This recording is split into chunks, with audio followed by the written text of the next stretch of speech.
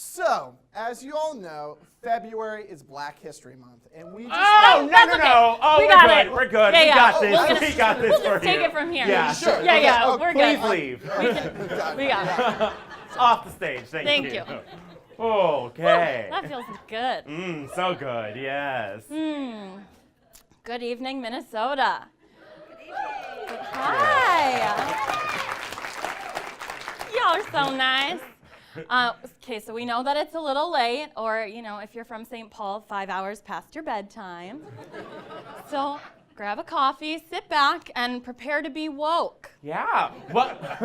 Welcome to Minnesota Tonight's obligatory Black History Month segment. I'm token Black correspondent Denzel Belin. And I'm token half-Black correspondent Alyssa DiVirgilio. Hey. Denzel, Black History Month is kind of like giving your neighbor a sympathy card for their dead dog, even though you're the one who killed it. Well, you know what? Lucky for us, we get to celebrate that puppy side by having our own segment this month. It's like letting little orphan Annie live that good life with Daddy Warbucks before sending her back to the evil Carol Burnett for the rest of the year.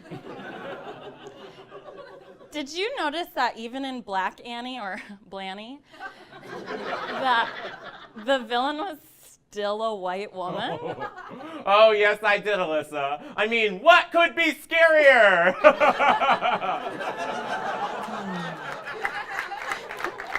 I really don't know. Yeah, I don't know. I don't know. But what we have learned from the white-flooded media is that Black people should just be grateful for what we're given, right? Oh, oops, are you uncomfortable? Good. There is nothing that I love more than making white people uncomfortable. It is about as satisfying as farting and then blaming it on the bitch who called me a poser in middle school. Whoa, Alyssa, be careful. With language like that, someone might construe your words as thuggish. God, this hurts. It really does.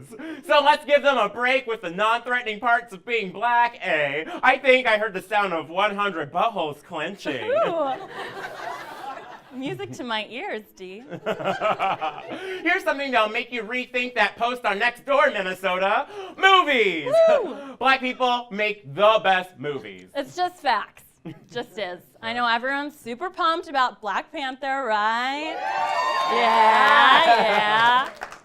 Barb, we see you in the back not applauding, and we will talk about this later. We will, Barb. We will.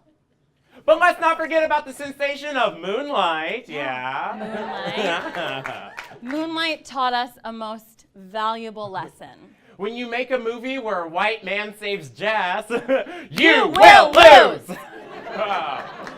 All right, so we've covered national entertainment. Have we, Denzel? Well, Alyssa, with the time that head white in charge John gave us, we have very limited time to cover all of Blackness. Plus, it's a local show, so we have to talk about local entertainment, too. Sorry, folks, we won't be sending you to the Guthrie this month. Good. But there are other exciting shows in town involving Black folks, because it's February. Yeah. Well, The Wiz runs through mid-March, a collaboration between Children's Theater Company and Penumbra. And it's good because the one Black reviewer at the Star Tribune saw it and liked it. One Black person said it's good, then all Black people must like it. Yeah, and if Black people like it, then white people will like it. Then try and take it over. And complain when we call them out for it. So much fun. I want to cry. Too bad you can't, because society has dictated that Black men can't show feelings. Ah!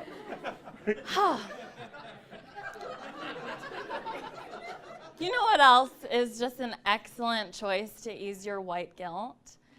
Minnesota's very own improv troupe, Blackout. Ooh. Do they do it in the dark? No. They're just Black people who make seething comedy that touches on everything and anything. Oh, wow, that sounds really cool. And I hear they have this one bisexual guy that's hilarious. And also this really attractive Stevie Nicks fan. Ooh. Who could that be? Give it up for that. Oh, but wait, my blackie senses are tingling and says it's time to change the subject. The white man doesn't like it when we're too self-congratulatory. They really, really, really do hate it. Oh, easy there, Malcolm X. With language like that, people are going to think you're too uppity and remind us that hashtag not all white people and hashtag black can be bad too. How about hashtag shut the frick up, Barb, and go back to eating your conventional kale? A little wordy, but we have 280 characters now, so screw it. Preach, brother. Let's see, what are the other non-threatening ways to be black? We can be inspiring. Oh, great idea. White people love inspiring black folk. But this isn't a local show in Chicago. No.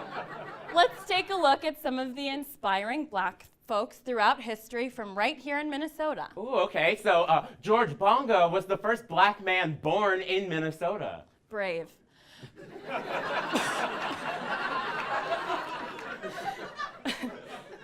Picture it, Duluth, 1802.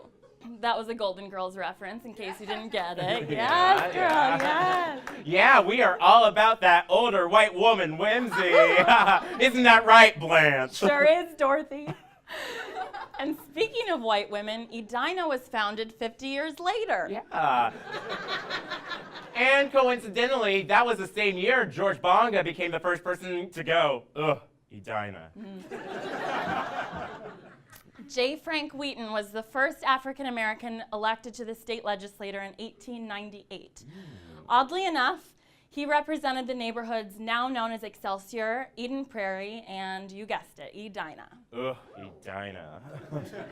Wheaton introduced the civil rights statute in 1899, which would grant all races access to saloons. Because being black and sober in Edina was just way too stressful. Unfortunately, black people still aren't allowed in bars and restaurants in Edina. Wait, really? Not like legally, but like intuitively. Well, that's a given. Hey, did you know Wheaton only served 1 year representing the Minnesota legislature? I didn't. Damn, Edina, I guess once you go black, you really can go back. Yeah, he decided to go to a place that'd be easier for him to live. South Dakota. No, easier for a black man. He moved to New York City, where he opened a life insurance company and law firm. Gosh, now I know that if I ever need a break from the uphill climb of Minnesotan suburbs with its no sales tax prejudice and cheese curd gentrification entrees, I'll consider moving to New York for some peace and quiet. See you at LaGuardia, eh? Moving on, Clarence Wigington was the first black municipal architect in the United States. In other words, he was the first black man actually paid to build buildings. He is... Oh, yeah. History. Happy February. He is responsible for the Roy Wilkins Auditorium, Highland Park Water Tower, Como Park Elementary School, Hamlin Rec Center, and the Wigington Pavilion on Harriet Island. You know what he is? Yeah, awesome. So great. Yeah. You know what he's not responsible for? The Jawa sandcrawler we're forced to look at. Wow, that is some straight up Caucasian malarkey.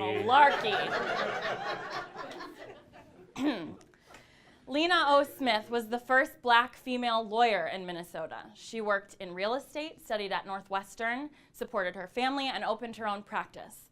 She fought most notably for the right of her clients to live in white neighborhoods. And she was also the first female president of the local branch of the NAACP. Simply inspiring, yeah.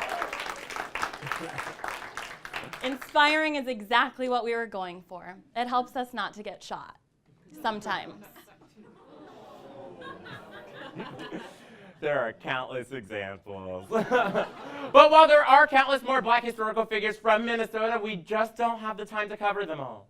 We only get 1 month out of the year and 10 minutes out of the show to cram all of Black excellence into this one segment. One clumsy transition to the next to cover everything. Thank you, John. So one final homage. Prince! Which we do not have the right to play for you all. No one does. Oh, so just sit back. Put on your raspberry beret. And let that purple rain remind you that white fragility and silence perpetuates a culture of inequity and disadvantage. Remember, Prince would hate it if you were racist. He'd want you to purify yourself in the waters of Lake Minnetonka. That is, if black people were even allowed in Minnetonka. That's a law? No, just a feeling. A very, very strong, socially and economically enforced feeling. I'm Alyssa DiVirgilio. And I'm Denzel Belin. See you next February. Hey, thanks for watching our YouTube video. Make sure you click subscribe to watch the best Minnesota-focused satire around.